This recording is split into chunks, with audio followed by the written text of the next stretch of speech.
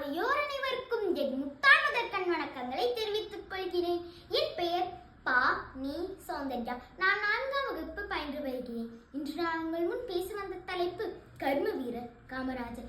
இவர் தென்தமிழ்நாட்டில் விருதுநகர் மாவட்டத்தில் தந்தை குமாரசாமி, தாயார் சிவகாமி அம்மாள் ஆகியோருக்கு மகனாக 1903ஆம் ஆண்டு ஜூலை 15ஆம் தேதி பிறந்தார்.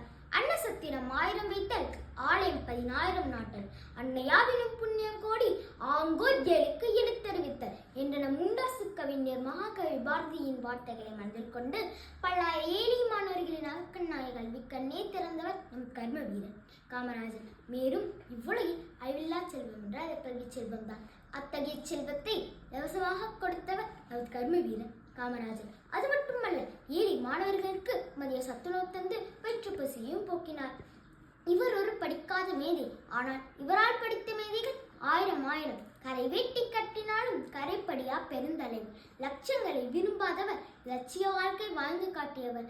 மக்கள் நலன் வேண்டுமென்று மனமுடிக்க வாழ்ந்து போனார். இவர் கை காட்டியவர் பிரதமரானார்.